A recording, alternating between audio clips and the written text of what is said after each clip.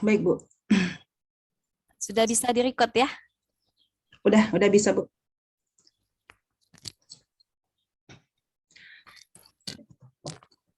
Assalamualaikum warahmatullahi wabarakatuh.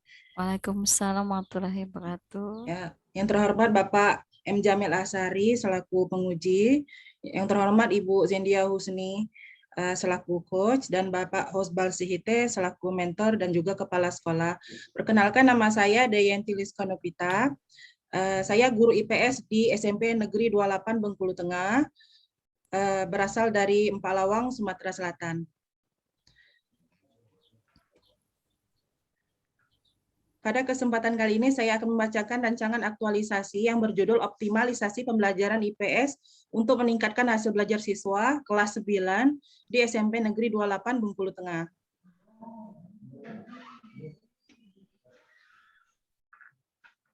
Adapun identifikasi isu yang saya ambil di sini adalah: pertama, belum tersedianya perpustakaan yang memadai untuk kegiatan belajar siswa, kurangnya jumlah buku-buku yang masih terbatas, dan kondisi yang saya harapkan yaitu meningkatnya pengelolaan buku perpustakaan menjadi lebih baik. Yang kedua, kurang disiplinnya guru di lingkungan SMP Negeri 28 Bengkulu Tengah, tingkat kedisiplinan guru masih kurang baik. Ya, kondisi yang saya harapkan meningkatnya kedisiplinan menjadi lebih baik dalam lingkungan sekolah SMP Negeri 28 Bengkulu Tengah. Yang ketiga, rendahnya hasil belajar siswa pada mata pelajaran IPS di SMP Negeri 28, khususnya di kelas 9. Harapan saya yaitu meningkatnya hasil belajar siswa sehingga mencapai ketuntasan belajar yang diharapkan. Kemudian di sini saya mengambil judul rendahnya hasil belajar siswa pada mata pelajaran IPS di SMP Negeri 28 Bengkulu Tengah dengan menganalisis isu tersebut menggunakan metode USG. Kemudian gagasan pemecahan isu yang pertama yaitu menyusun rencana perangkat pembelajaran atau RPP. 2, membuat media pembelajaran. 3, pelaksanaan menggunakan media PowerPoint dan video pembelajaran. Dan yang keempat, melaksanakan evaluasi hasil pembelajaran. Di sini kegiatan pertama yang RPP adalah: pertama, konsultasi dengan mentor dalam penyusunan perangkat pembelajaran, meminta arahan dan diskusi dengan guru sesama guru IPS dan juga senior. 3, menyiapkan rencana perangkat pembelajaran atau RPP. Kemudian keempat, meminta persetujuan penandatanganan RPP kepada kepala sekolah. Kemudian yang kedua, membuat media pembelajaran yang uraian tahap kegiatannya yaitu menghadap mentor untuk konsultasi mengenai presentasi yang akan digunakan. Kemudian mendesain media slide PowerPoint dan video pembelajaran. Kemudian membuat presentasi slide PowerPoint dan video pembelajaran. Yang ketiga, uraian tahap kegiatan pelaksanaan pembelajaran menggunakan media, memandu peserta didik untuk berdoa, mengecek kehadiran peserta didik, menjelaskan tujuan pembelajaran, menampilkan slide PowerPoint dan video pembelajaran yang telah disiapkan, memberikan kesempatan peserta didik untuk bertanya, kemudian mengakhiri pembelajaran tepat waktu. Dan yang keempat, melaksanakan evaluasi hasil pembelajaran dengan membuat soal-soal evaluasi pretest dan post-test siswa, mencetak evaluasi, melaksanakan post-test dan pretest, kemudian menginput hasil pretest dan post-test, kemudian membandingkannya, dan kemudian terakhir menarik kesimpulan. Rencana kegiatan akan dilaksanakan pada bulan Oktober sampai dengan Desember awal, yaitu menghadap mentor, menyusun RPP, membuat media pembelajaran, melaksanakan pretest, pelaksanaan pelajaran dengan menggunakan media, multimedia, dan melaksanakan evaluasi, kemudian menyusun laporan aktualisasi. Kemudian terdapat kendala-kendala dalam proses pencapaian aktualisasi di lapangan seperti pertama, ketersediaan sarana dan prasarana yang terbatas. Kedua, keterbatasan sumber-sumber materi dan soal yang ada di sekolah. Yang ketiga, tidak kondusifnya siswa pada saat pembelajaran. Kemudian upaya penyelesaian kendala tersebut seperti pertama, lakukan konsultasi dengan mentor terkait sarana dan prasarana yang tersedia. melihat sumber-sumber materi soal dari internet maupun dari buku di luar perpustakaan daerah. Ketiga, membuat siswa tertarik pada metode yang akan diterapkan. Ya, demikian presentasi dari saya. Assalamualaikum warahmatullahi wabarakatuh. Waalaikumsalam. Waalaikumsalam warahmatullahi wabarakatuh. Terima kasih banyak Bu Deyanti. Bu Deyanti ini salah satu yang tekun ya Pak ya. Jadi kalau dia bilang, Ibu saya tuh baru kali ini megang laptop katanya ya. Jadi untuk semua pencapaiannya hari ini adalah progres ya. Dan insya Allah akan terus lebih baik ke depannya. Baik, selanjutnya kita mohon masukannya dari Bapak mentor kita, Pak Osbal. Silakan Pak, waktunya 5 menit.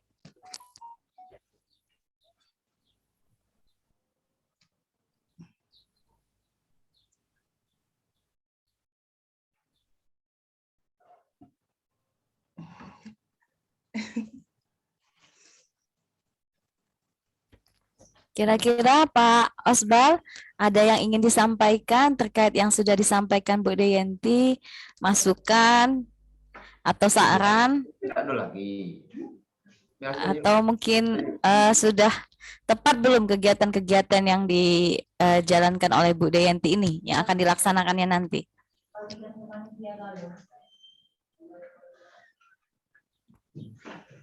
Sepertinya Pak Osbar, mic-nya ini kurang. Atau belum terdengar ya suara kita ya Bu Deyanti ya? Sepertinya, Bu, kayaknya belum terdengar, Bu. Sama beliau ya? Iya. Jadi speakernya beliau yang kemudian kayaknya agak bermasalah ya? Iya ya Bu. Oke. Kalau di chat kira-kira Bapak bisa ini enggak ya? Coba ya, Ibu coba ya sebentar ya.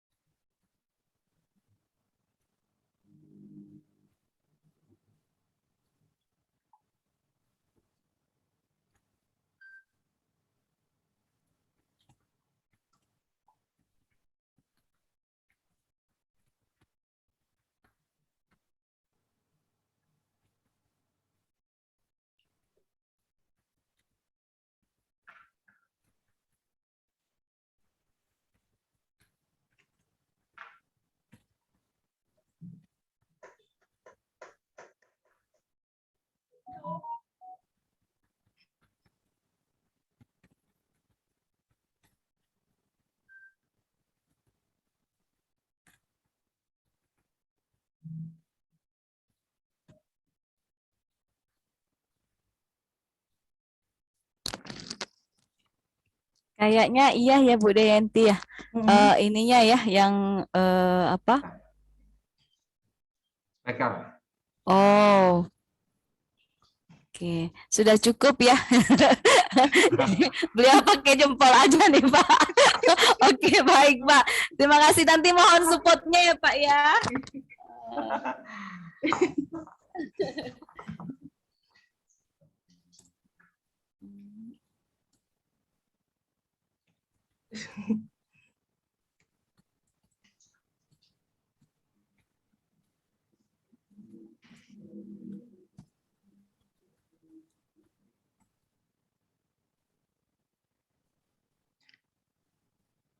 Tadi pagi Den udah menghadap kepala sekolah, Bu. Ya. Udah berikan apa perinan rancangan aktualisasi sama Bapak. Pagi tadi sekitar jam 8. Bapak udah support.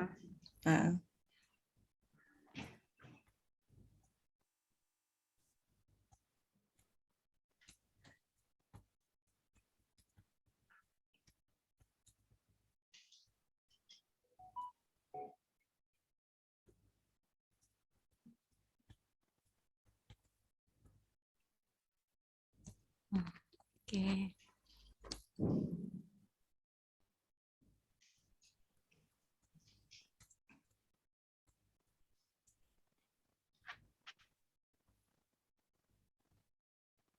Ini memang apa? Kita ini dibilang terbantu ya, dibilang memang kondisi belum siap ya Pak ya. Kalau di Amerika mungkin iya ya, sinyal Sinyal, Bu. sudah lalu lalang gitu ya. Ini kita terbatas dengan kondisi-kondisi ya. Kalau Mudah-mudahan kita yang cari sinyal, Bu ya. kita yang cari sinyal ya, Pak. Nah, kalau di Amerika tuh sinyal yang cari kita, Bu. Jadi, belum lagi masalah banjir kemarin Pak, saya sempat 1 hari kemarin benar-benar nggak bisa connect ya. Karena ini Telkomsel baru masalah katanya. Belum bisa Bu, belum bisa diakses katanya. Ya. Karena mati lampu mungkin, Bu, dia, Bu. Oke. Ya, Oh jaringan iya. listriknya nggak ada. Iya, ini beliau sudah semua sudah baik, tinggal ditambah sedikit yang masih kurang nanti ya. Insya Allah nanti disupport dengan koordinasi ya dengan Bapak mentor ke depan ya.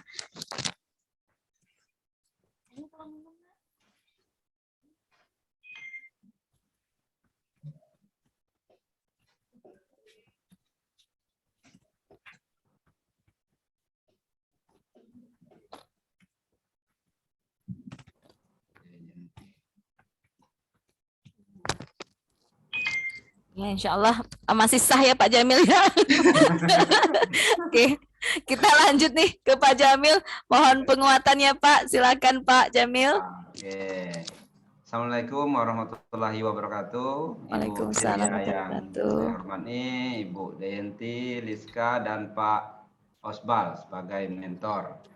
Ini isu yang diangkat oleh Ibu Dayanti ini kan rendahnya hasil belajar siswa pada mata pelajaran IPS, Bu ya. Iya, Bu. Iya, Pak. Nah, untuk mengoptimalisasi misalnya ini siswa didik itu nanti bisa ini meningkat ini tingkat kesenangan belajar IPS itu, apa ada ini trik-trik yang lain, Bu? Apa nanti ada ini apa media-media yang digunakan, apa gimana itu nanti, Bu? Seandainya ini, Bu. Ini kan rendahnya hasil belajar siswa pada mata pelajaran IPS. Karena yang isu yang ketiga ini, karena isu yang kedua juga kurang disiplinnya guru. Mas sebenarnya memang ini, Bu, banyak faktor ini kan, Bu. Ya, di Iya, samping Pak. murid, ya di samping murid ada guru juga, mungkin sarana juga, mungkin udah konflik ini ya, Bu. Ya, permasalahannya gimana? Maksudnya gimana Ibu Dayanti menyikapinya, Bu, untuk meningkatkan ini tingkat pembelajaran mata pelajaran IPS gitu. Oke, baik Bu Dayanti. Jadi ada kondisi-kondisi yang bisa dibilang komplikasi ya kalau penyakit itu atau Pak Jamin ya. Jadi banyak gitu ya, banyak hal yang menyebabkan rendahnya pembelajaran ini, hasil belajar dari anak ini ya. Nah, seperti apa Bu Dayanti menyikapinya, termasuk mungkin dengan kerja tim ya, karena ada bagian-bagian yang kemudian teman-teman belum disiplin dan lain sebagainya, itu cukup mempengaruhi ya dalam kita menghasilkan output besar gitu ya tentang peningkatan motivasi belajar ini. Silakan Bu Dayanti. Saya mengambil isu rendahnya hasil belajar siswa pada mata pelajaran IPS di SMP Negeri 28 Bengkulu Tengah. Kenyataan yang ada di lapangan sekarang, siswa dengan belajar mata pelajaran IPS cenderung bosan dibilang, Pak ya. Karena IPS ini kan belajar tentang sejarah, tentang ekonomi, tentang geografi, dan juga sosiologi. Dengan pelajaran sekarang masih secara konvensional, maksudnya secara dengan masih monoton dengan cara guru, misalnya berbicara di depan kelas. Saya ingin merubah media yang diberikan kepada siswa supaya siswa tidak bosan dengan mata pelajaran IPS, dengan cara membuat slide PowerPoint yang semenarik mungkin dan juga video pembelajaran yang semenarik mungkin, sehingga motivasi siswa dalam menerima pembelajaran IPS lebih antusias dan dalam menerima pembelajaran, sehingga nilai-nilai siswa yang rendah bisa meningkat. Saya harapkan begitu, dengan menumbuhkan keaktifan dan partisipasi siswa, membuat pelajaran IPS akan masuk dengan siswa tersebut, karena siswa-siswa sekarang lebih suka bermain handphone daripada mendengarkan guru yang berbicara di depan kelas. Jadi saya akan menggunakan metode yang menarik untuk menarik perhatian siswa supaya menerima pelajaran yang saya berikan kepada siswa tersebut. Ya, Bu. Oke ya, insya Allah ya, siap ya untuk menginovasi diri, membangun kreativitas gitu ya, dan lain sebagainya, sehingga nanti bisa memberikan metode pembelajaran yang terbaik ya bagi siswanya ya. Yang pastinya Bu Deyanti, walaupun ini eranya 4.0 ya gitu ya, eranya digitalisasi, sebenarnya yang harus juga tidak dilupakan itu kekuatan terbesar dari guru itu adalah personalnya. Jadi bagaimana kekuatan pemikiran kita, kekuatan sikap kita, itulah yang kemudian akan menjadi magnet gitu ya nanti buat anak-anak gitu ya. Karena kadang anak-anak juga udah bosen gitu ya. Mereka bisa lihat sendiri gitu loh. Apa-apa yang kita sajikan di media itu mereka bisa cari sendiri. Tapi sesuatu yang baru yang membuat mereka berpikir gitu ya, membuat cara pandang mereka tuh berbeda gitu ya, tentang dunia gitu ya, tentang cita-cita, tentang pencapaian, tentang bagaimana mereka melakukan sesuatu yang berbeda dan nanti hasilnya buat orang banyak. Nah, mungkin itu juga yang menjadi catatan gitu ya, karena kita butuh sebuah inspirasi gitu ya, karena memang banyak ya kisah-kisah di dusun itu jauh sangat terbelakang gitu ya daerahnya gitu ya, keterbatasan fasilitas gitu ya. Kalau Benteng dusun gitu ya katanya ya, cuman masih bisa lah ngakses gitu ya. Ada yang udah nggak bisa diakses gitu ya, masuknya aja susah gitu ya karena jalannya becek, jelek gitu ya. Nah, cuma ternyata di sana banyak lahir orang-orang sukses gitu ya. Kisah-kisah Laskar Pelangi itu sungguh nyata gitu, ada gitu loh. Itu luar biasa gitu. Nah, jadi jangan lupakan itu gitu ya. Jadi kekuatan pemikiran itu sesuatu yang sangat besar ya Bu ya.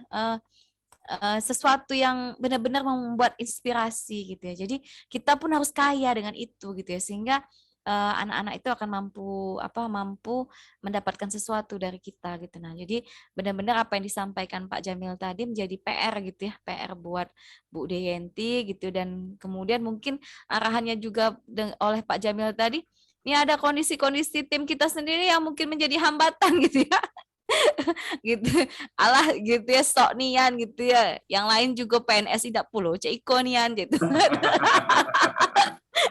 Iyo nian kayak gitu kan mungkin ya gitu ya, nak disiplin nian kelak kamu sudah laksar kok tidak juga, nah kan gitu ya. Jadi udah PNS Bu ya. iya ada Pak. Jadi nah yang ini ya mungkin yang ditanyakan Pak Jamil terkait komitmen ya, bagaimana sebenarnya kita sulit untuk merubah orang lain gitu ya, tapi bahwa kita itu harus bertahan pada kebaikan dan mudah-mudahan nanti levelnya meningkat menjadi magnet dan membesar gitu ya menjadi kebaikan ini, ya insya Allah ya harus tetap dijalankan gitu ya komitmen terhadap nilai-nilai ini. Mungkin itu saja ya Bu Deyanti ya. Masih ada tambahan Pak Jamil, kira-kira Pak Jamil? Udah Bu, udah Cukup ya Pak ya. Oke, udah, terima kasih cukup. banyak ya. Jadi intinya bagaimana Bu Deyanti menyikapi hal-hal yang tadi sudah disampaikan Pak Jamil ya, keterbatasannya, dan kemudian bagaimana tetap membangun diri ya, karena memang yang paling penting itu adalah dari dalam gurunya, karena gurunya itulah yang, nak kalau mau lihat orang pinter tuh ada di ibu gitu. Nah, kalau mau lihat orang cerdas tuh ada di ibu. Mau lihat orang baik tuh ada di ibu gitu ya. Mau lihat orang yang sukses menggapai cita-citanya itu ada di ibu gitu. Nah, jadi yuk ikuti cara ibu gitu ya. Gimana caranya kita bisa sukses bersama gitu. Nah, jadi IPS ini sebenarnya sesuatu yang wow gitu ya.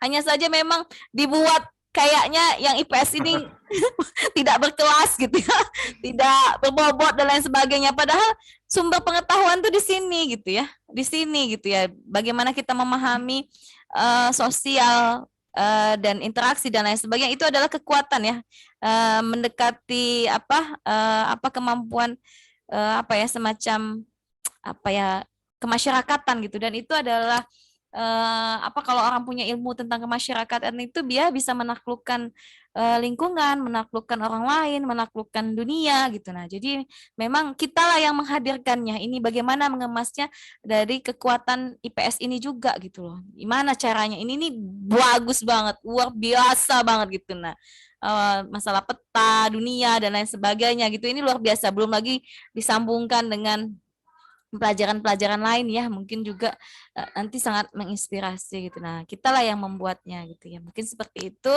Sukses ya Pak ya. Buat Bu Deyanti kita beri applause dulu ya Pak ya.